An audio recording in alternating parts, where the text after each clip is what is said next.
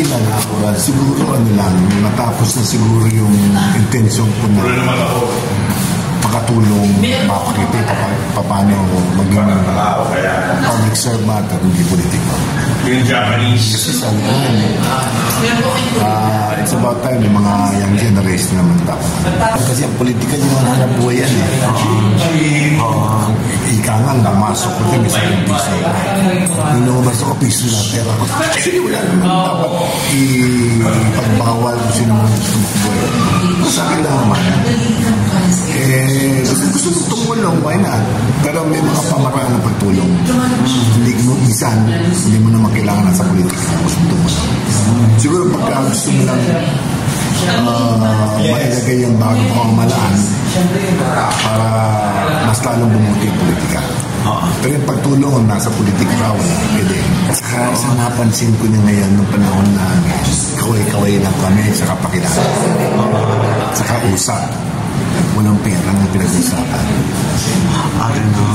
Yung kamukha ko nung tumakbo ko, halos 20,000 pesos lang yan talaga. Kaway-kaway lang. Pag-iusapin, kausapin ka, papanuin ka, tapos pumunta sa'yo kung gusto ka. Ngayon, parang ang mga adikain, pangalawang beses, pang second choice na lang. Kung first choice, tingin ko lang, maaaring mali ako. Ang first choice ngayon, kung makano gagasasin mo. Ang tanong, kung kano rin ang babawiin mo. Ayun ang hindi ko alam sa kanila. Kaya importante yung mas may tiwala ako siguro, opinion ko lang. Mas tiwala ako sa mga politikong hindi gumagastos. Pag-election. Kasi wala silang babawiin. So ano in-advise mo kayo sa mga kabataan? Ay, sinabi ko kayo. Yun, sabi ko, sana maging isang lesson yung ginawa ko sa politika ko. Pumasok ako hindi para gumastos, para mabili o para magpakita ng bilas lang. Ang pinasok ko dyan, yung gusto kong iiwan as legacy. Na lahat ng tao na unang-una, huwag mong isipin na yan ay isang hanap buhay. Ang katunayan yan, bawal sa hanap buhay yan. Kasi mas maraming mawala sa'yo kaysa maging. Pero kapalit naman dyan, yung respeto ng tao. Hanggang sa mamatay ka, maalala ka nila. So sabi ko, sana huwag sirain yun.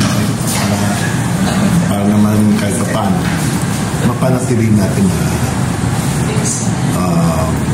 wala nagsasabi magnanakaw. Pero wala akong gabi. Mas malilayan na ako, nagtatangin na ako. Nakaka-exercise ako. So, so, sabi ko nga dito, tapos na yan na hindi naman tapos. Siguro napakita ko na yung worst ko sa kanila. Kung napatanggap man nila o hindi, wala na akong magagawa. Pero ang sa akin naman, at least may mga tao pa nakakaalala nila. Tumakbo ko, hindi para payaman. Tumakbo ko para magpaganda ng buhay nila. Saan ito? Cavite, sa Maynila. Sa Cavite, so happy ka na doon. Very happy. Kasi, ang sarap ng buhay ng tahimik, yung kinakain mo fresh. Kapit-bahay mo, kapait. Kulang ka lang ang sahog, humihingi ka ng sasarin mo. Yung gano'n na para ng probinsya talaga. Tapos lahat bumabati. Yung barangay namin, maganda. So, ibang bagong komunidad na na-experience ko ngayon na mas masarap pala na sa probinsya ka. Ayaw ko kung bakit yung ibang gusto sa Manila. Probinsya, sarap. Walang work. Wala akong ginagawa dito. Walang trabaho, walang swimming. Nandun ako nagtatanim. May dragon fruit, may rakkas, may sanggol, Walang kahoy. may talong,